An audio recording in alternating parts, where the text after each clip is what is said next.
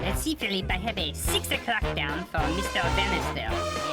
Do we have anyone coming in at 6:15? I do not know. They call and they make the appointments and they make their reservations, but they never show. They don't show up. We should just eat the food ourselves. The food's no good. It is no good. No, it's not. Have you tasted the food here? I have not tasted the food. Atrocious.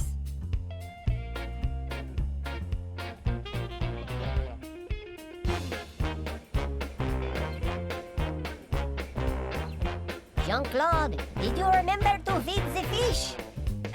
Philippe, what do we feed the fish? I do not know. I gave him a crouton last week. It's still floating. Oh, wait, that's not a crouton.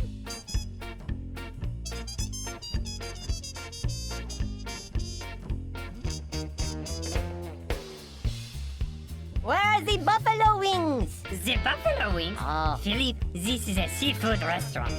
Do we have buffalo wings? No, we don't have buffalo wings. We have seahorse tails.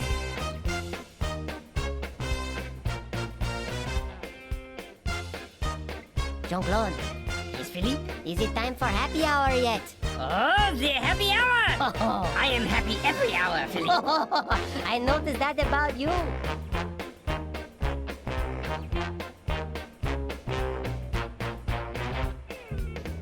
Philippe, Mary? it's your turn to do the valet parking, no? No, I did it last night. Don't you remember? You didn't do it last night. I did it last night. It was raining. I came in No. with soaky shoes. I put the Oldsmobile right into the river. You don't want me to do the parking again. Well, they're being discontinued, no matter.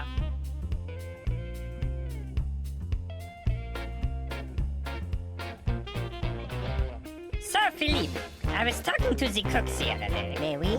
and I told him, look, blackened fish means it's a little bit burnt, not a lot of bit burnt. You know? We had that problem last week. Whoa, one man's blackened is another man's charcoal. Jean-Claude, Mary, I think that fish is looking at you. I think maybe she's hungry.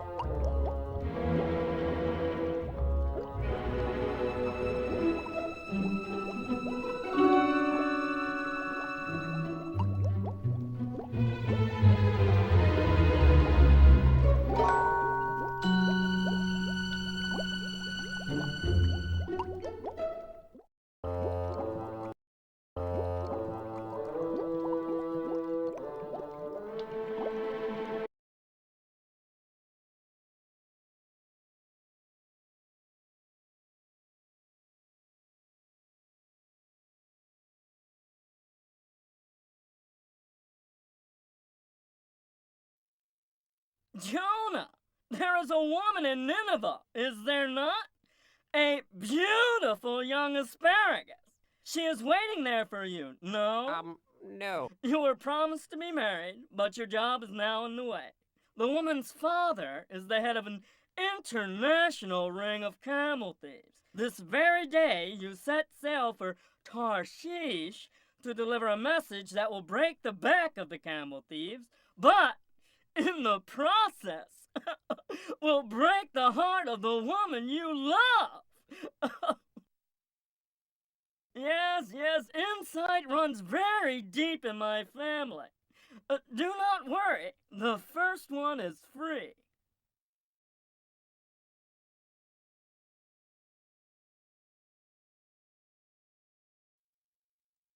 There is a woman in Nineveh, is there not? A beautiful young asparagus. She is waiting there for you, no? No. You were promised to be married, but your job is now in the way. The woman's father is a head of an international ring of camel thieves. This very day, you set sail for Tarshish to deliver a message that will break the back of the camel thieves. But in the process, will break the heart of the woman you love. Insight runs very deep in my family. Do not worry, the first one is free.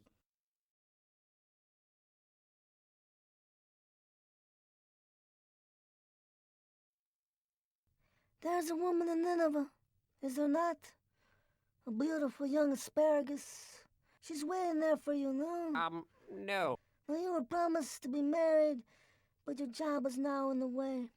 The woman's father is the head of an international ring of camel thieves, and this very day you set sail for Tarshish to deliver a message that will break the back of the camel thieves, but in the process will break the heart of the woman you love. Insight runs very deep in my family. Don't worry, the first one's free.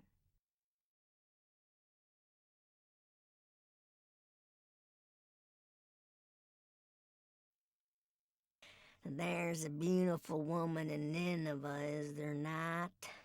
A beautiful young asparagus. She's waiting there for you, no? No. You were promised to be married, but your job is now in the way, and the woman's father is the head of an international ring of camel thieves.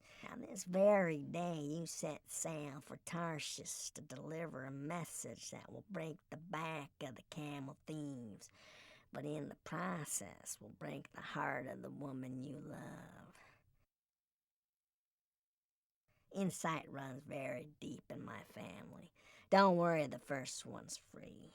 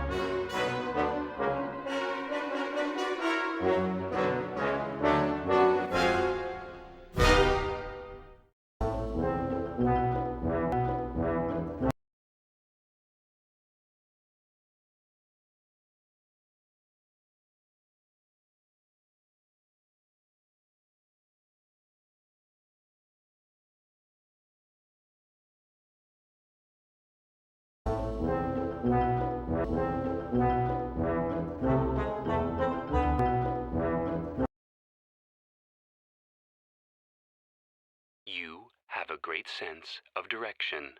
You are a skilled potato processor. You can speak German. You know the fastest way to the bus stop. You are an object of affection.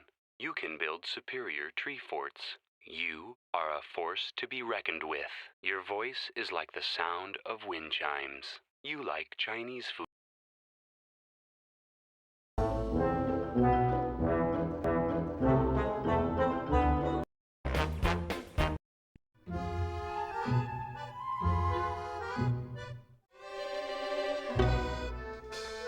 Hey, look! Look at this special for Friday.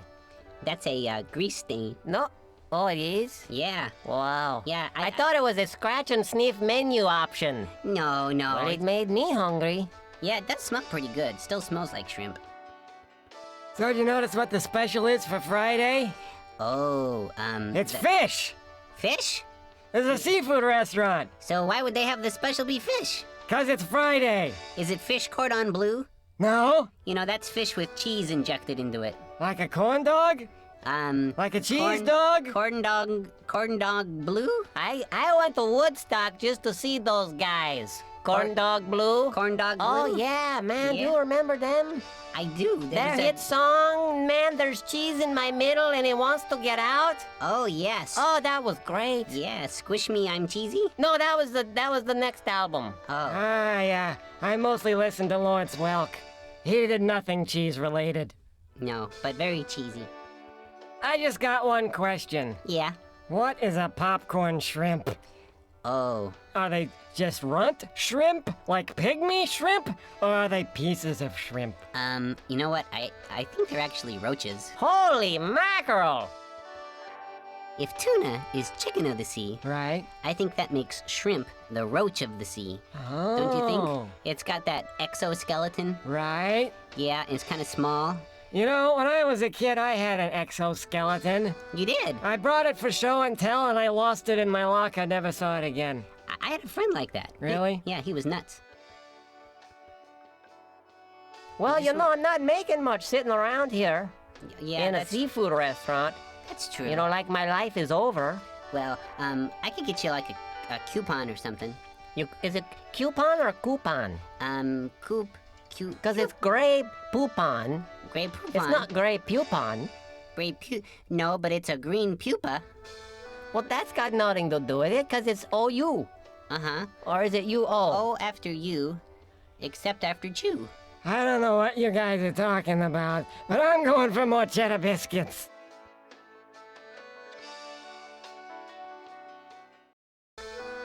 Hey, look.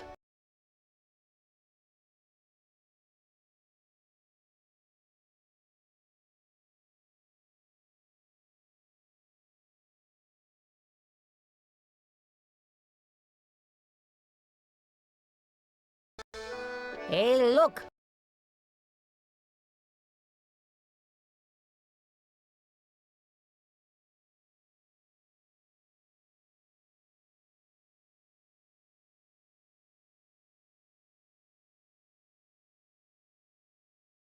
Hi, my name is Michael Spooner, and I'm the Vice President of Visual Development on this project of Jonah. What that title actually means is that I'm just overseeing a group of very powerful, very excellent artists that take the early script and begin to visualize what that has to actually look like in pictures. We have a concept team that draws and designs the various characters and what they look like and their color, all the locations and all the props, everything you see visually in the movie, they have to design that. And early on, we art direct what that's going to look like and style the movie. Also, under visual development is the story team, and a very important team of people that, very much like comic books, they take a story and they create what that looks like in terms of little story panels. And we can see the entire movie early on in these many pictures. And so they drive the story forward from the script phase. Now, in the script for Jonah, we have two different cities. Early on in the movie, we show a city called Joppa, and that's in Israel. And Jonah would often come and visit Joppa and give the word of the Lord. And the people in Joppa were always very anxious to hear that word. And I think Jonah had fun time being able to share God's word with these people. And there was a dilemma even in how we were to design both of these cities. We have Joppa on the one side, and of course, God had asked Jonah to go to Nineveh of Assyria.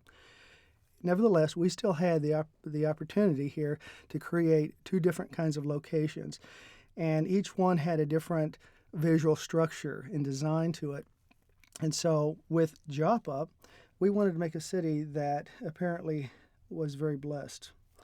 And a city that's blessed would probably be a city that's prosperous and a city that looked fun, or at least, again, this is a children's cartoon, so we wanted to push the fact that it was fun looking, it was colorful, and it was a festive, it had festive architecture opposed to something that looked dangerous or dull. We wanted to play up this fun sensibility, and so the architecture needed to look like that. It needed to be very friendly looking. And so as we were sketching out some ideas, thumbnailing some concepts, we got into this rounded, egg-shaped kind of look, and we thought that was quite friendly. It reminded us of kind of a big Easter egg hunt. And the way some of these buildings are put together and arranged and composed, that's kind of like coming around and finding these Easter eggs clustered together. And so when we began to come up with that rounded sensibility, we thought, well, maybe the colors need to be very bright and Easter egg in concept. And so we just know that the kids, I think, would really enjoy seeing that. So you'll notice our color here. The one page that I'm showing you is out of our style guide. And the style guide is a kind of a visual, artistic Bible that the production has to stay faithful to. So when lighting adds in the color, they have to be true to where we're going right up front in the art direction. But you'll see that it's very colorful. And we wanted to take these forms and put them on within a space that was very friendly as well. So we thought about maybe it being, it being coastal, it being on the coast as it was. And so the Mediterranean, fresh blue sky, big white clouds, very friendly and very inviting of a place. So the design structure ended up being this way because we felt like it was really supporting of our. Now, in contrast, we had to create a city for Nineveh that looked quite different. And the contrast was very important for us.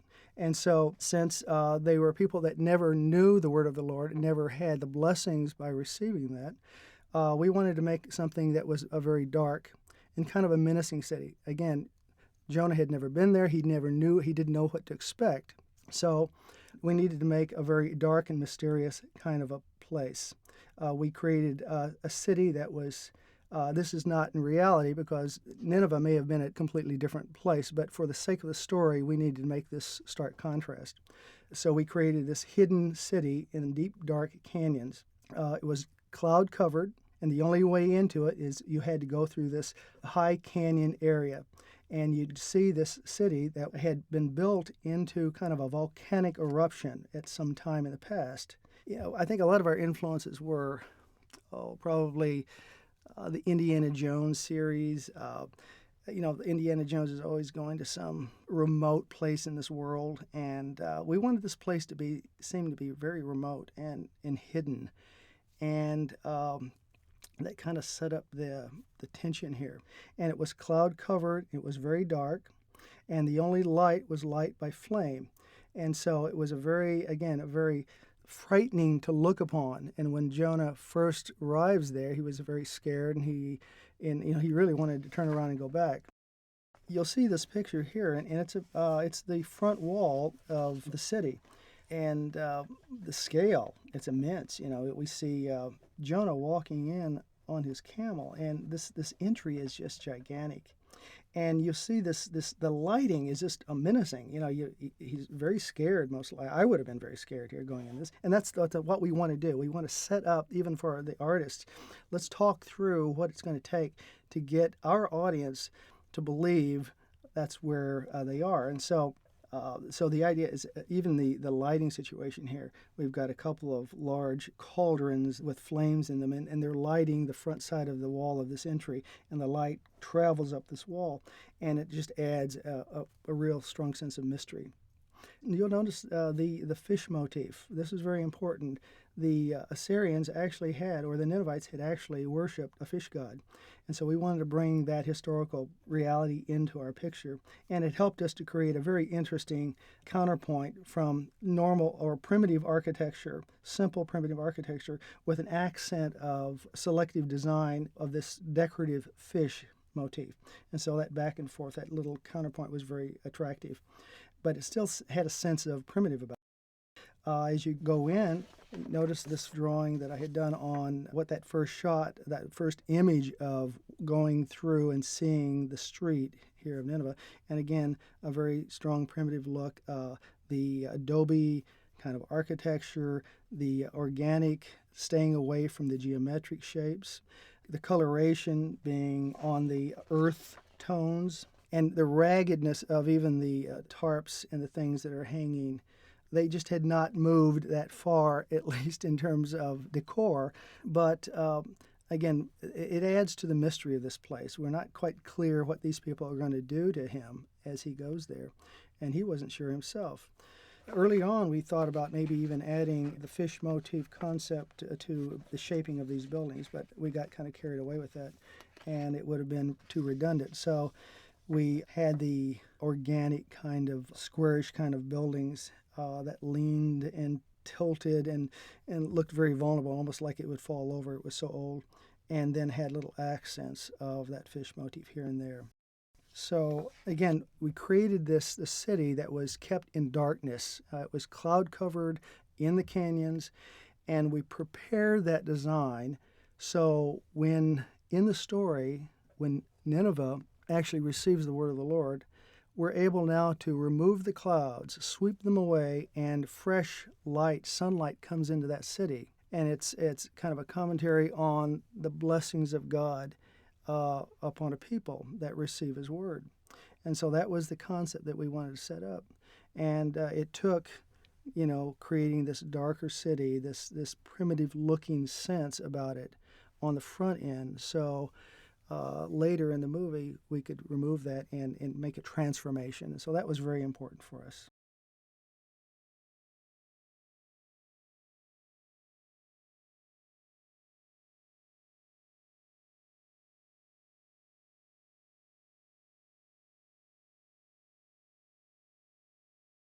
My name is Joseph Pullidge. I was the art director for Jonah, the first feature film for Big Idea Productions. My role is to design the characters and oversee the design of the characters, the props, costumes, set designs, and the color sensibilities of the entire film from sequence to sequence. As an art director, I need to create visual development packages that include turnarounds for characters, which would be the front, side, back, top views, color keys for sequences, for scenes, for set designs, and for props and characters, and also all the set designs in rough form and cleanup form that is actually communicated to the various departments, like the lighting department, the modeling department, the layout department. And my responsibility would be taking those packages and explaining that to those different departments and helping them visualize what you actually see in the final film.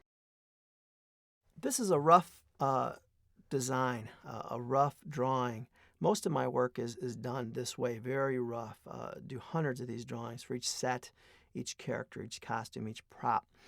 So bulk of what I do here is this type of technique, if you will. This is a seafood restaurant, and we weren't sure if we were actually going to build this in 3D or if we're going to have a background painter paint this off of my layout drawing and my design drawing that you see here. If you notice and compare this drawing to the other drawings that you see, it isn't as polished, isn't as cleaned up. But everything in here, this is great to show young artists too, because this is just very rough, very solid though. Everything that you see here is there for a reason. If there's a space that has a lot of detail in it, there must be a reason for that. Why is there so much detail in there? If there's a space that doesn't have anything at all, there's no detail at all, why is that there? Everything needs to be balanced, and a good drawing, a good sequence that's well designed is only good, visually speaking, because of the composition and because of the color sensibilities that you use. So in all these drawings, whether they're rough or cleaned up, we're really focusing on the design, and the sensibilities of composition, because that's really going to tell the story and move the story forward. And also in all the set designs that we've done for Jonah, we're trying to incorporate funny elements. And if you notice, the little sign right in front of the seafood restaurant is a wooden sign that looks like a fish, and I have a tiki light coming right in front of that fish that would be lit, so it looks like his eye is lit up a little bit. Now, in designing the interior of the restaurant, the script that I read had a lot of talking, because you're doing the story exposition here. You're setting up all the characters, you're setting up the story, you're getting people ready to go into the story of Jonah. So a lot of talking is being done here, and I wanted to avoid doing a literal restaurant. Wanted to do a set design that would be interesting enough to hold your attention while the characters are talking, but not too interesting where it's just overpowering the characters in the foreground. So I wanted to do a set that is built on multiple layers. When you walk into the lobby, the first thing you see is this big fish tank and another layer, another stairs leading up to another area of the set design. And it's really, when you look at the set, it's just a box really in the computer. But as we're designing it, the way we're designing it, having stairs lead up to another area, having lights shoot up against the walls and hitting the ceiling, with additional lighting coming from the ceiling shooting down on the characters, adds so much brilliance to the color of the characters and to the background that it's just so beautiful that you're listening to the exposition, but you're also looking at the beauty and feasting on that beauty that's really holding your attention through the entire film. As I'm looking at the restaurant interior lobby, I remember doing this at about 8 o'clock at night, and I was shading this, and it just occurred to me. I remember a feature film director had the color red in his film to signify whenever the devil was present, whenever evil was present. And he also used 1-point perspective. So whenever you saw red, the color red, or 1-point perspective, evil was in that situation. It was present. And I thought, well, wouldn't it be interesting to turn that around? And whenever you see a cool colored light, like a blue light, the presence of God is in that set, is in that situation. So as our characters get lost, they're not really lost. God is orchestrating the entire situation. They come to this restaurant, which has a Twilight Zone feel to it, but not too scary, because we didn't want to scare the kids. But this blue light is really illuminating the entire restaurant and illuminating the characters as well. And you'll see a blue light throughout the entire film. You see it in the restaurant, signifying that God is present. You'll see that cool light coming into the ship hold in that jail cell that Jonah locks himself into. And you'll also see it culminating in the belly of the whale when that cool, brilliant blue light is filtering through the darkness of that situation. So God is always present when you see a blue light in the film Jonah. This is a cleaned up final version of a concept piece that I did of the Nineveh Palace. We designed, Michael Spooner and I call him Mickey Spoons, and I designed Nineveh together. What I really wanted to do on the outset of the film Jonah was to actually have a correlation between the whale and God, that God was in control of the whole situation. And all the stories that I've read to my kids in the past never had that correlation, never had that connection. You know, there's this whale and it got spit up and this and that. And I wanted to use the visuals to show that God used that whale to help Jonah communicate to the people of Nineveh. And I wonder how many prophets would have gone to Nineveh in the past and been turned down. And that's one of the reasons Jonah was a little upset in going. Why would they listen to him? But to take, visually speaking, to tell the story that God used this great fish, which is one of their symbols, one of their gods that they had prayed to and worshipped, one of the many, that would entice them to listen to this prophet. When they see this prophet get spit out of the well and he's smelling like a fish, and all that humbling experience that he goes to is all used by God and orchestrated by God for them to actually listen to him. And that's why when you look at this piece, you see fish ornamentation throughout the entire set design. And once we got that ornamentation drawn out, it looked so cool that we started to use it on the heads, using the actual hats to look like the fish, as well as what we did in Joppa was using the poofy designs on the top of the buildings for their hats. So in all the set designs, we tried to just have a lot of fun incorporating the characters and designing them to fit into the sets and vice versa. Also, you'll notice in this drawing the angularity is much sharper and much more intimidating than you would see in the Joppa designs that I had done, which are much more rounded in nature, and the tones much lighter and the colors more pastel. Everything that you see in Nineveh is much more opposite, the exact opposite of Joppa.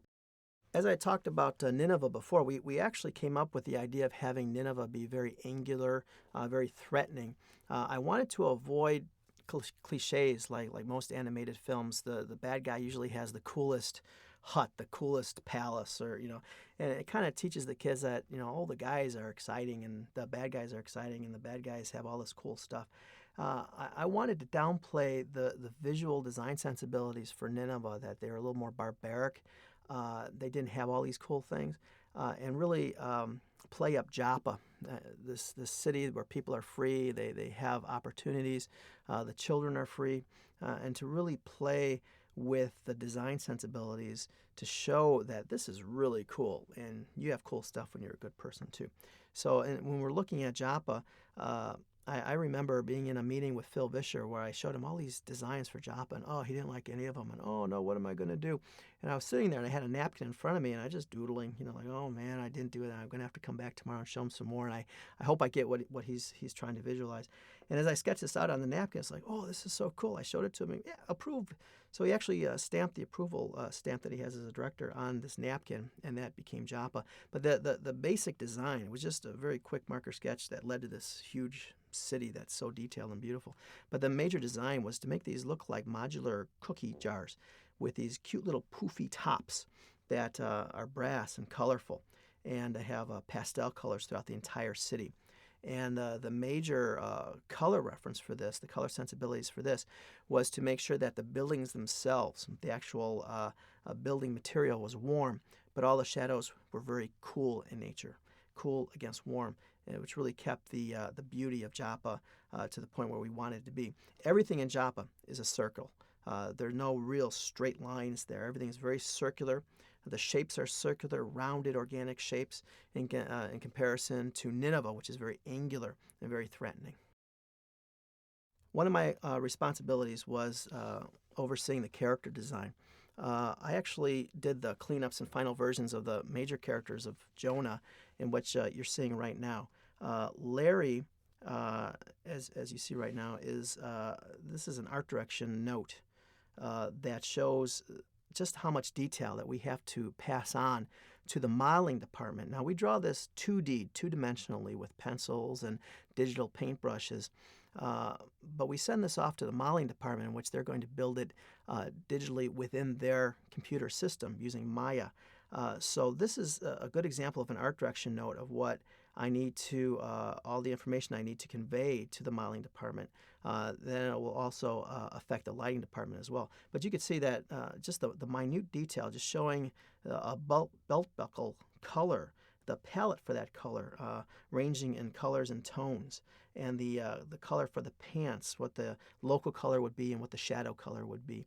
And even the polka dots on his scarf need to be color keyed and drawn out, very detailed, so that they can actually create this in the digital world.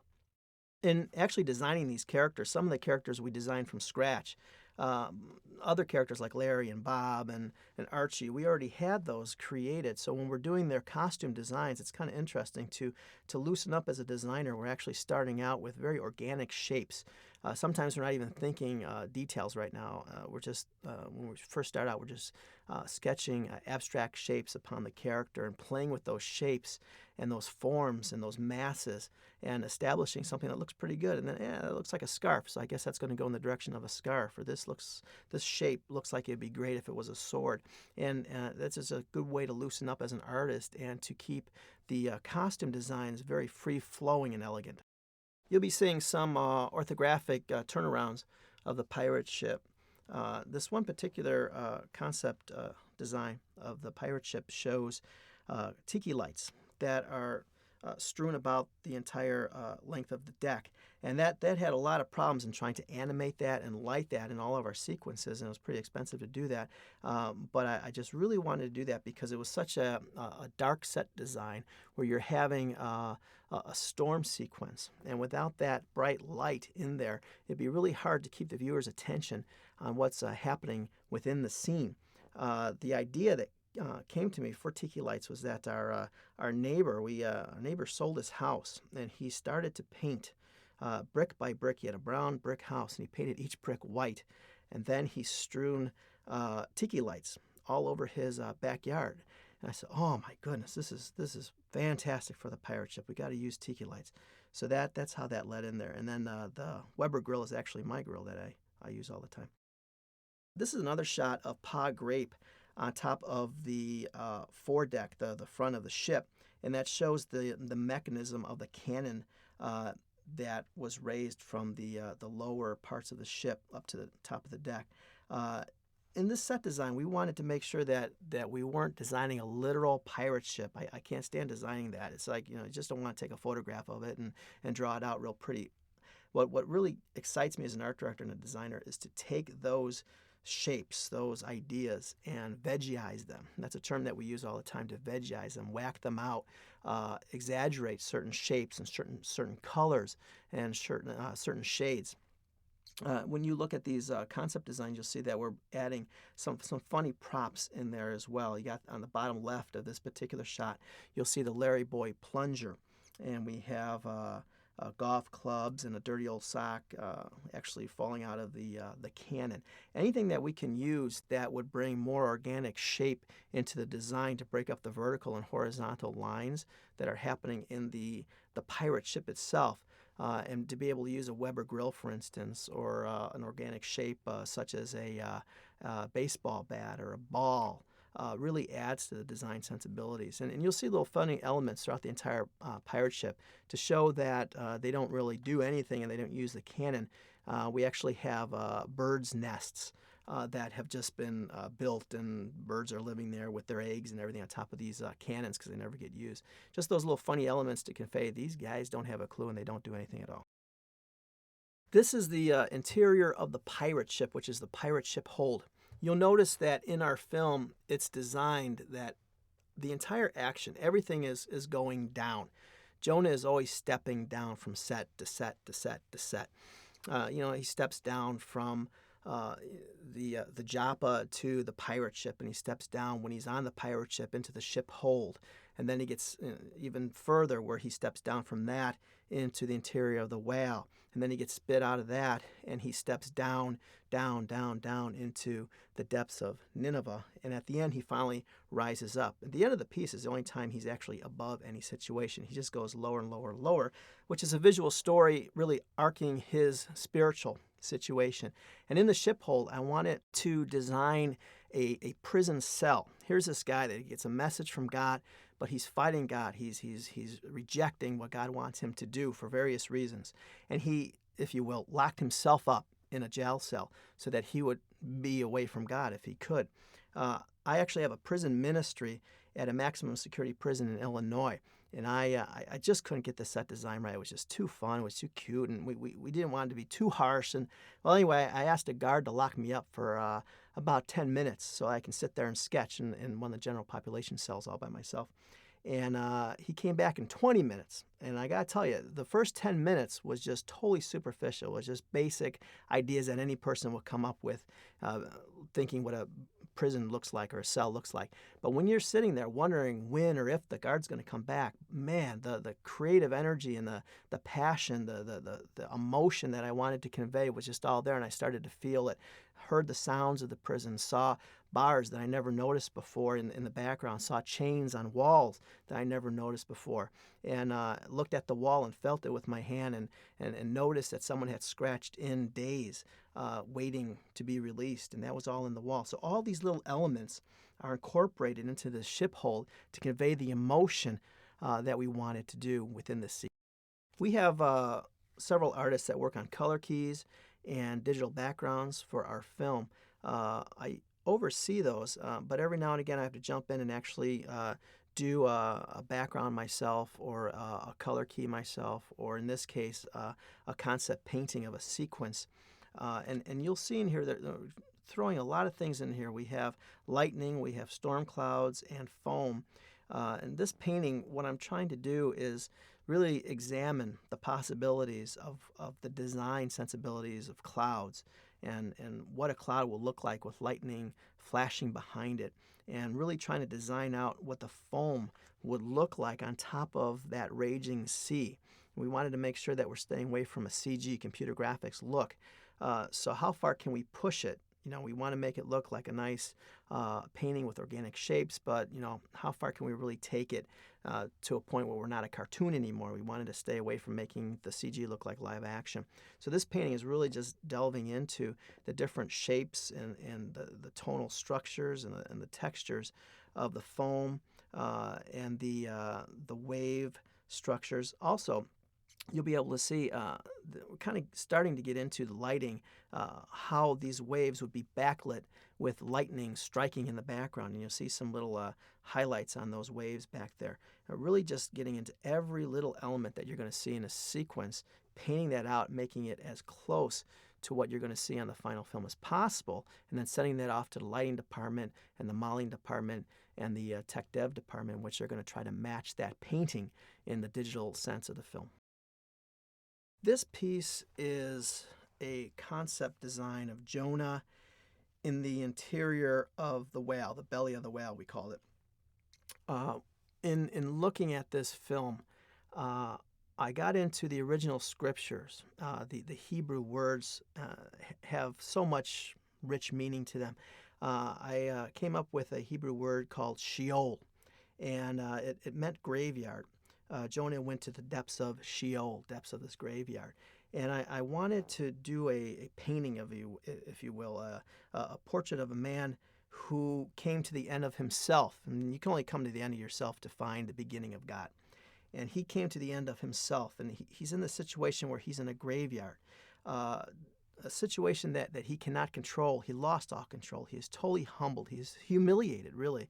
And he needs someone, something to come from without the situation, to come inside that situation and set him free, because there's just no way out for him. So when you're looking at this art, think of a graveyard, Sheol. I took the design of the ship, like the ship masts, to look like crosses, and positioned just perfectly in a way that the barrels in the distance will look like tombstones, to really convey this haunting graveyard, this haunting situation that he's in right now.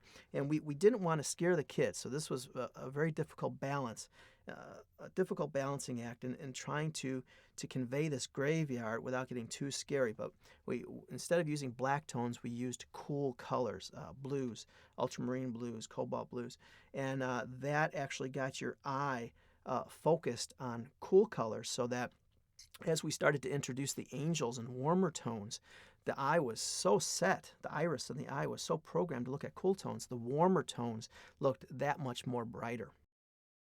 So here we're still in the belly of the whale.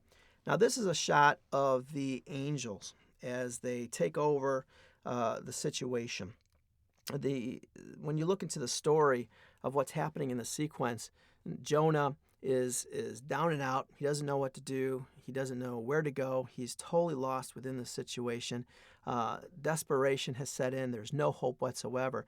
And gradually, an angel appears, another angel appears, another angel appears, until the entire set is just completely filled with these angels. So as we designed the angels, we wanted to make them fun, a choir type of costume with them, bright colors, cheerful.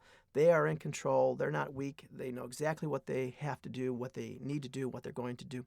One angel appears, another angel appears, and it's a gradual progression that the angels begin to just fill up the entire atmosphere, the entire belly of the whale, and take it over. And we did that with color too. We started out with blue tones, cool tones, and worked out the color keys to start to incorporate slowly and gradually magentas, cooler reds, and then the reds got a little bit warmer, and cadmium reds. Cadmium yellows finally started to come out. And it all culminates with bright white, where the angels just take over that situation to the glory of God, which is so awesome in the set design, in actually designing the set to go around Jonah, so that as the angels come out at the last shot, they just completely surround Jonah with the presence and the love of God, which just blows him away and changes his life forever.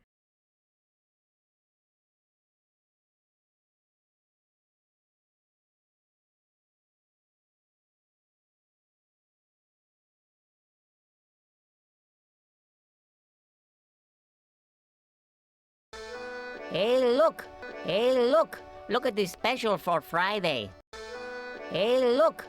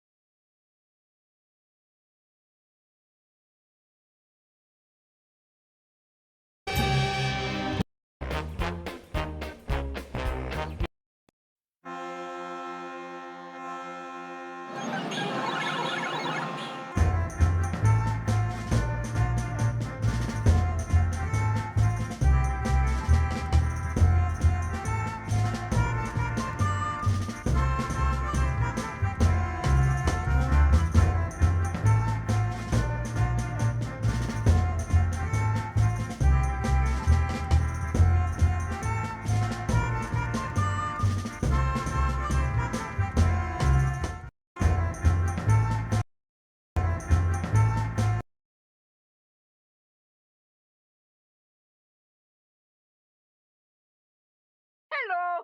Congratulations! You have reached the number you have most recently dialed.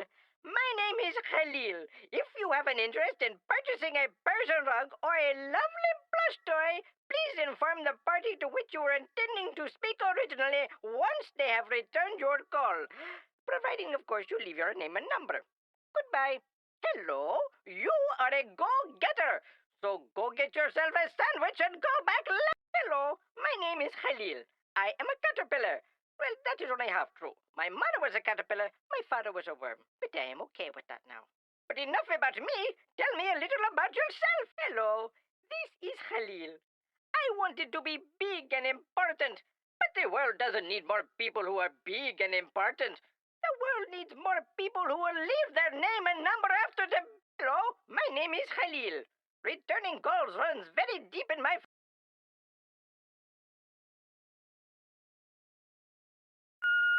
Hi, Khalil. This is Phil.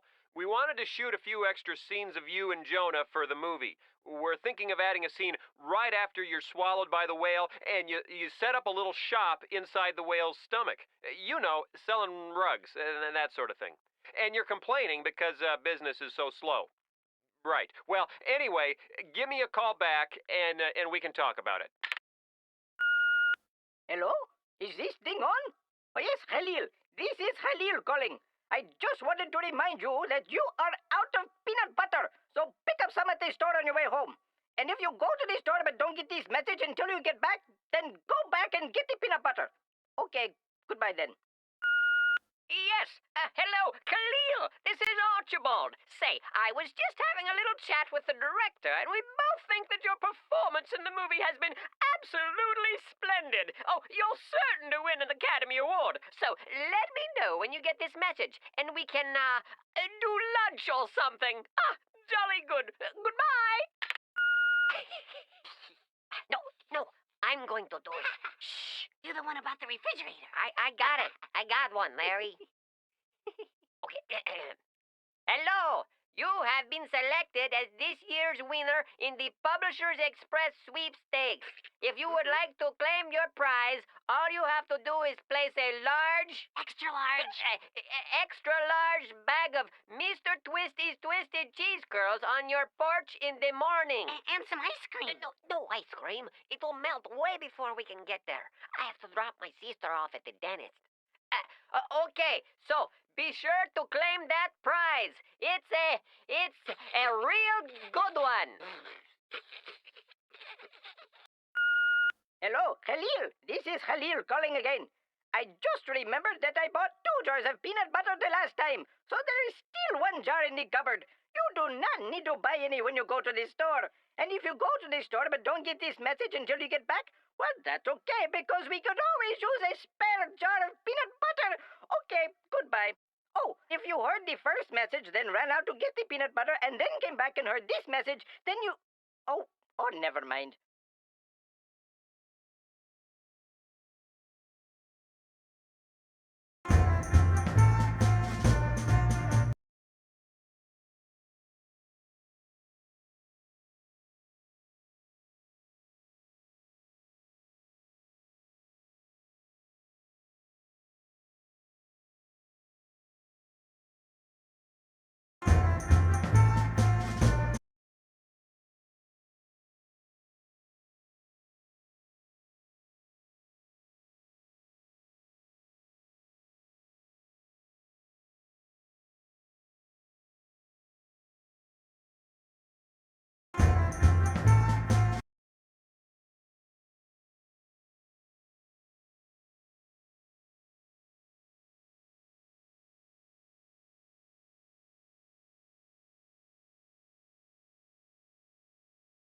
A long time ago, in a faraway land, was a city that had gotten way out of hand. The people who lived there had no shame, and Nineveh was that poor city's name. Why, they'd slap each other with big smelly fishes. They'd roll in piles of dirty old dishes. They'd squirt the inside out of knishes. And did I mention the slapping with the fishes? They were not very kind. In fact, they were rotten. Do you think they knew how bad they had gotten? They'd tickle each other with slippery eels. They'd throw around banana peels. They'd tangle up their fishing reels. They'd eat huge snacks and skip their meals. They'd throw their meatballs through the air. They'd comb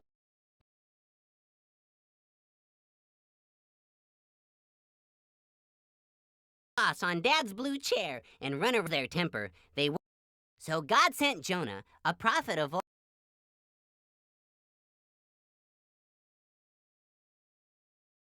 old, with a message from him that was clear. Perhaps he's right, they came to think.